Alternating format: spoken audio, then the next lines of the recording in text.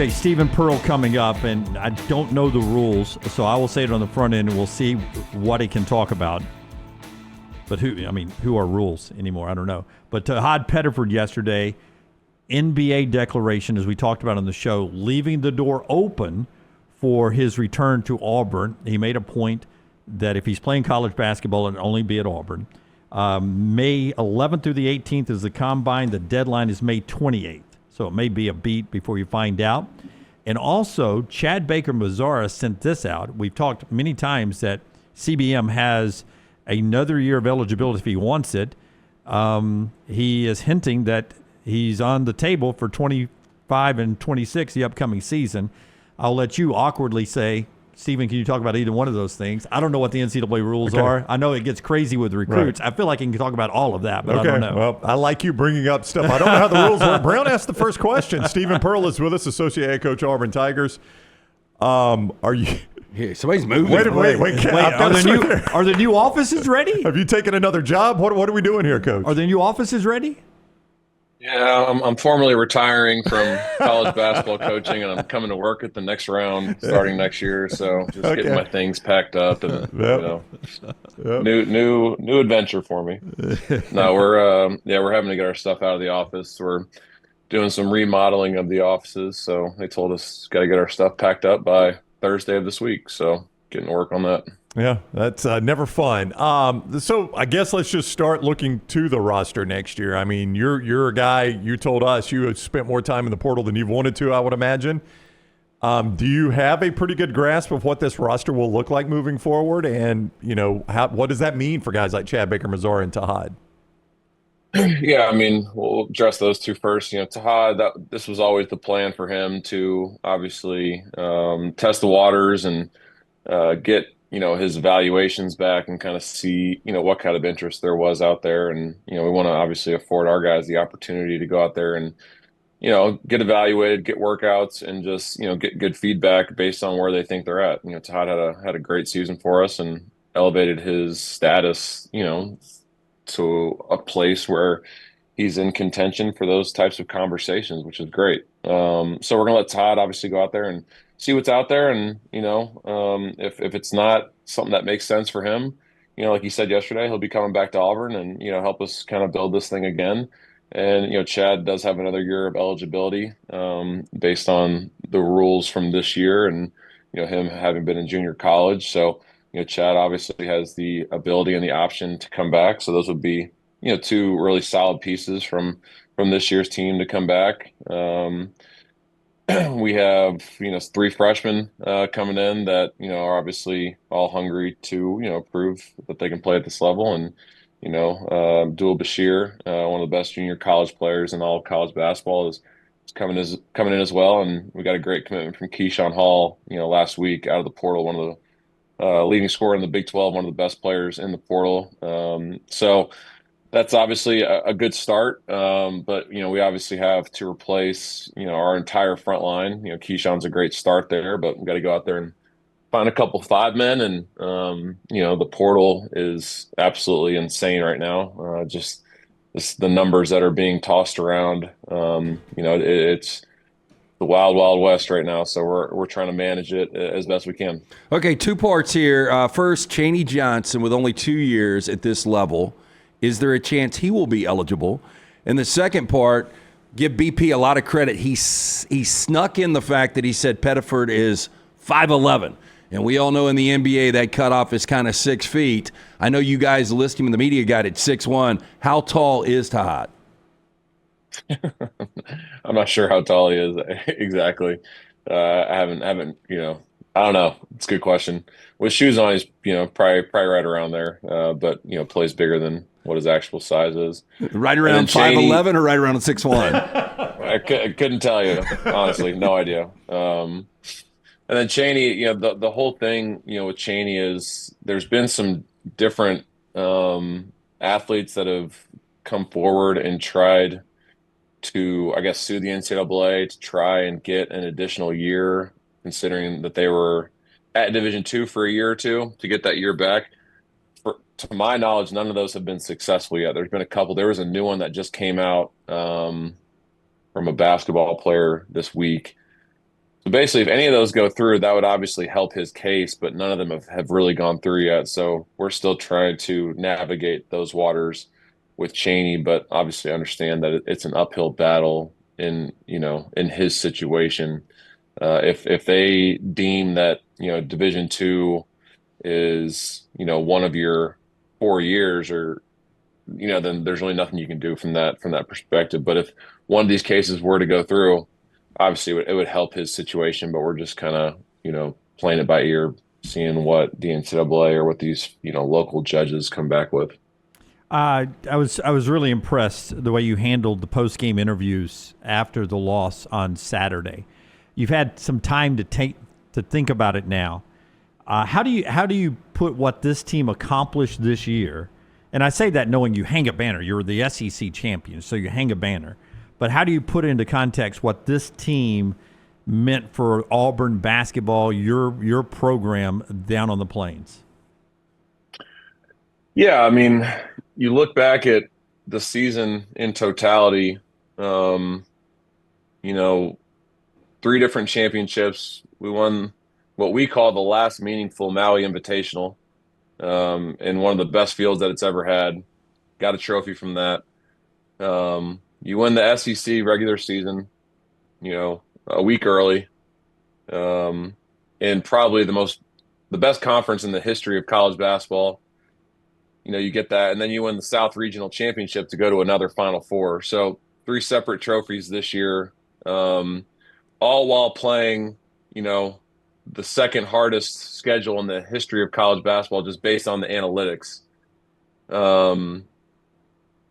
And it's so weird because, like, we still are all just sick to our stomachs right now, like we didn't accomplish anything, which, like, obviously that's not the case. We set a school record for wins at 32, won our 5th SEC championship, went to our second Final Four, and, us as a staff are still, we're not satisfied to an extent. This team will go down as the best team in the history of Auburn University, so obviously accomplished a ton, and did it with an interesting cast of characters. You look at this roster: Janai Broome, mid-major transfer; Chad Baker-Mazara, JUCO transfer; Denver Jones, mid-major transfer; Chaney Johnson, a D2 transfer; Dylan Cardwell, a 3-star out of high school; Chris Moore, a 3-star out of high school; Jaheim Hudson, a mid-major transfer; Miles Kelly, Georgia Tech transfer, but that's not one of the best programs in the ACC. And then,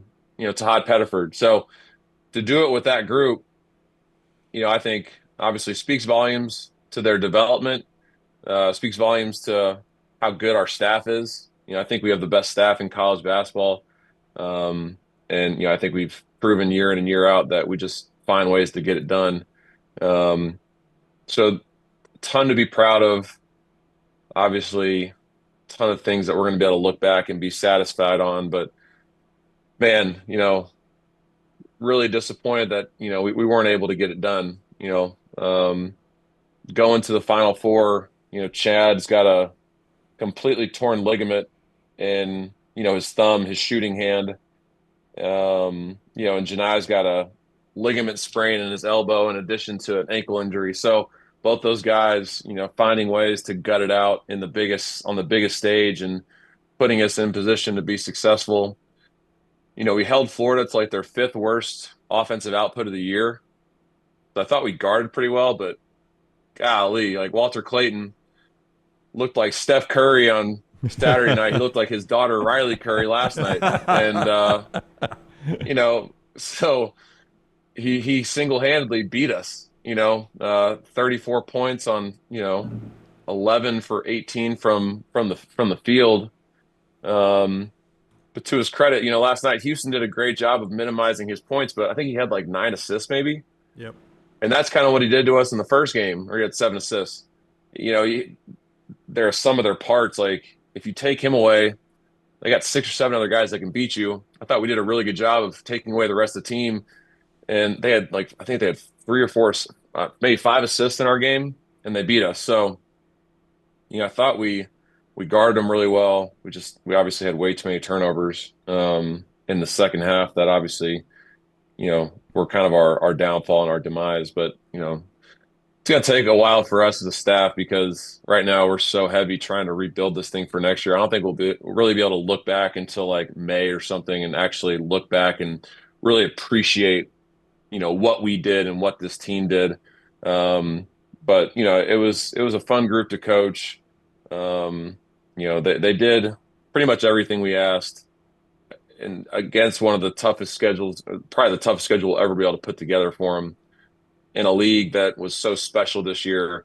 And it was only fitting, that the national champion came from this league, because, for the entirety of the season, the SEC was by far and away the best conference, in America. Auburn Associate Head Coach Stephen Pearl on the Shannara hotline. And I know you're talking about, taking time to reflect at some other point. Do you remember, though, the first time you thought this team had Final Four capabilities?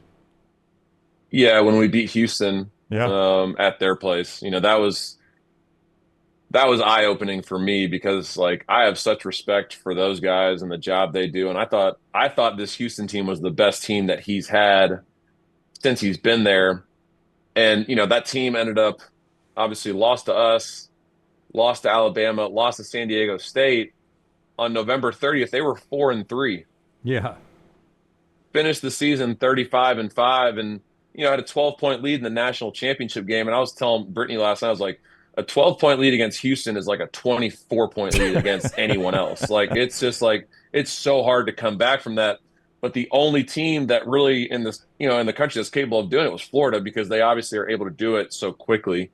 But no, I mean, when we beat them in Houston, after, the flight issue going down, like I was like, all right, this team's got something here, something special to be able to deal with some adversity and beat a damn good team. And they played really well that game, I thought. And we were able to beat them, minus Florida. We were the only team to beat them in regulation this year. And, like you guys said before I got on, 3 of their 5 losses came from, probably the 3 best teams in the SEC. So that just speaks to the depth of our league. But yeah, obviously, the Houston game, and then obviously our faith was challenged a little bit in the first half of the Iowa State game. Down 18, come back, win that game. All right, this team's got some resolve. This team's got some toughness. This team's got the juice, I think, to obviously, get it done and, just continue to show throughout the year that they were capable. And, to obviously get back to our second Final Four was special. It's such a different feeling than 2019. 2019, we felt like we belonged. This year we're disappointed because we felt like we had the team to win it. So it's a totally different feeling than 2019, but obviously still really proud of everything this group was able to accomplish in such a difficult year. Yeah, I was going to ask if this was part of it, but you mentioned it. Like that Houston trip started so strange. I mean, you had to turn a dang plane around and leave some guys back in Auburn. So obviously that played into what you saw there. I mean, that is a very, very uncommon situation. I didn't like your odds at that point when you're having to turn a plane around and leave guys back home. So obviously that played a part in it. Yeah, I mean, it spoke to, I think, our guys' relationships. Our guys didn't understand the severity of it, I don't think, because they were obviously they were on to the next thing, ready to get ready for Houston. And I just think that the amount of time they spent together in the summer, with Breakfast Club and Bible study and allowed them to be able to, handle that situation, handle being down 18 to Iowa State, handle Janai getting hurt with 12 minutes left in the South Carolina game, to win that game and then win the next 2 against ranked opponents without him. To be able to, lose 2 games at the end of the season, 3 of the last 4 against 3 really good teams, get past that, and then go make a run to the Final Four. I think just spoke to how close this group was, how much they leaned on each other and trusted each other, that we had the ability to, deal with some adverse situations throughout the year and still find a way to, we win 3 separate championships, make it to a Final Four. And, it's just, it was a joy to coach that group, and obviously going to miss a lot of those guys. But, they made their mark on Auburn basketball, and, it's a team that will, forever be remembered as, probably the greatest team in Auburn basketball history. First off, for you, how difficult was it to watch that game last night? And as far as a rooting interest, we know that you guys have got a personal relationship with Todd Golden, but this is year 3 for him at Florida. Kelvin Sampson, 69 years old, and you know how much your old man has put into this, and you know how much you've put into coaching and how difficult it is to get there, and to know that thing was just ripped away from Kelvin Sampson. So from a rooting interest, I'm sure you were pulling for Golden, but at the same time, you got a feel for Sampson, right? Yeah, no, I mean, every coach in our industry understands like how hard it is to get to a Final Four. How hard it is. I mean, shit, it's hard to get to the Sweet 16. You know what I mean? Like, it's not easy. So to be that close and have had the career that Kelvin's had, obviously you feel for him. He's one of the most accomplished coaches in our game. The rebuild that he's done at Houston is, hell, it's second to none. Him and BP have both done about as good of a job turning around programs as anyone in college basketball. So obviously you feel for him, but at the end of the day, like, Todd's like family to me. And, I haven't watched the national championship game since I've been at Auburn. I can't do it because after we get out of the tournament, like I'm not watching basketball for the remainder of the tournament, but obviously was locked in last night, and I texted him about 2 hours before the game, and told him to finish the job, and he got right back to me. And I know that text meant a lot to him because he knows how competitive I am and how pissed off I am that we lost to him. But I watched the whole thing, and I told Brittany, I was like, I'm so nervous, like I'm coaching in the game right now because I want him to win it so bad because like you said, it's so hard to get there that he may not. I mean, I have faith that he will, but he may not ever get back to another Final Four. So to be in that situation, obviously you want to capitalize when you have the opportunity. And credit to him and that staff, man. They, with Walter playing the way he did, they were still able to find a way to beat an incredibly resilient and a really good Houston team to win his first national championship, and I think their third. So I'm so happy for TG. Obviously wish it would have been us, but if anyone else was going to win, I'm obviously glad it was those guys. Where was Nellie positioned on the couch last night? She was she was right next to me until I would get fired up, and then she'd jump off and have to run away, and she'd come back. But Brittany ended up passing out with 5 minutes left in the game, so had to try and keep it down for her and Laney. But that was what a great Final Four. You know what I mean? Oh, Yeah. It was the best, in our opinion. I mean, that may have been one of the best, Final Four. I mean, I know we keep talking about like best SEC regular season in history, like, but 4 1 seeds all chalk, and there was 3 great games. Obviously college basketball is, while all the negative things that are being talked about with NIL and rev share and transfer portal, like the game is in a great spot right now. The quality of basketball is in a great spot, and that was shown, in this tournament and obviously in this Final Four. So what a great week for college basketball this week. Hey, before you go, I hate to be serious now after we got into a feel-good spot, but how much of a basketball schedule is done, and do you and BP want to continue scheduling like you scheduled this year, or do you do that year to year based on the roster personnel do you have? Like is the schedule 100% done right now, 75% done? Because it seems like y'all throw some important games together late. No, it's close to done as far as all like the big ones. We're obviously playing in that players era tournament in Vegas. There's going to be, most of the top 25 is going to be out there. So you're going to play 3 quad 1 games out there. Yeah, which is the new Maui Classic, right? That's why you talked about the old Maui win by you guys. That's where all the good teams are going to go now, right? Vegas. Correct. Yeah. Correct. I mean, the Maui Invitational now has like 1 good team in it. The battle for Atlantis fell apart. It's like these NIL events are what teams are wanting to go to. So the players era is going to be the obviously the feature, MTE this year. And then, we're going to play Houston in Birmingham this year. They'll be preseason number 1 probably, or number 2 based on all these early top 25s. We're playing Purdue in Indianapolis. They're going to be a top 15, top 10 team again next year. will play in the ACC SEC Challenge. So and there's another one. There's another home and home that we haven't actually. I'm not sure we may have released it, but I'm not going to break the news here. I'll check first before I text you guys and let you know if that's been put out there. But we're going to have 8 quad 1 games before SEC play again next year.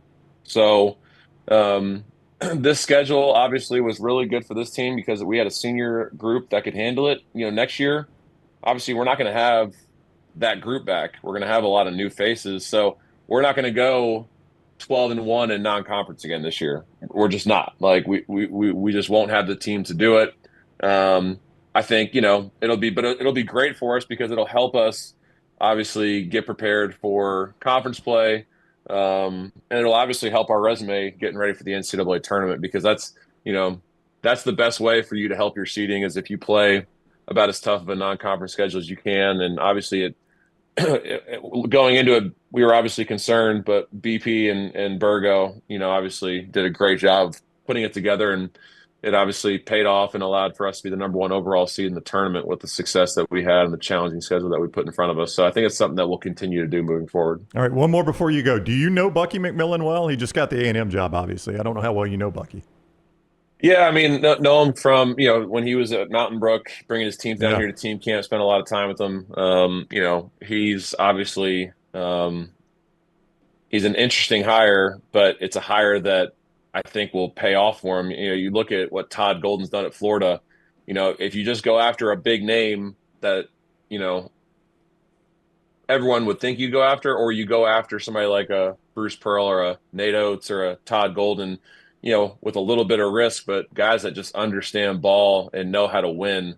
Bucky's won everywhere he's been, so I don't think there's any exception that he won't go down to College Station and obviously do a really good job. So I think that's a tremendous hire for them, and I would anticipate that he'll obviously continue to have success in that program. Listen, we know your schedule's crazy. You make time in it for us each week. I hope you know how much we appreciate that. It has been fun. Sorry the season did not end the way you wanted, but it was an amazing season, and we really appreciate the time you give us each week. I hope you know that. Very much. No, I enjoy it and appreciate you guys and our friendships, and I'm pretty pleased that I didn't have too many crazy hot takes this year like I did last year that are going to go viral on Twitter. So I'll try to be a little more open and honest next season. Yeah, you'll make our Taylor puts together an end of year video every year in December, and you'll make it this year holding up the baby to the Lion King. Perfect. Perfect. That's his life goal, to make Taylor's video. Then. All right. That's all I wanted. Thank you, Coach. Enjoy your off season, whatever it is now, and we'll catch up again soon. Appreciate you guys. Talk soon. All right. Take care. That is Stephen Pearl, Associate Head Coach, Auburn Tigers. Again, if you joined the interview late, office packed up because of remodeling offices. He has not taken another job, but he was with us on the Alexander Schnorr Trial Attorneys Hotline.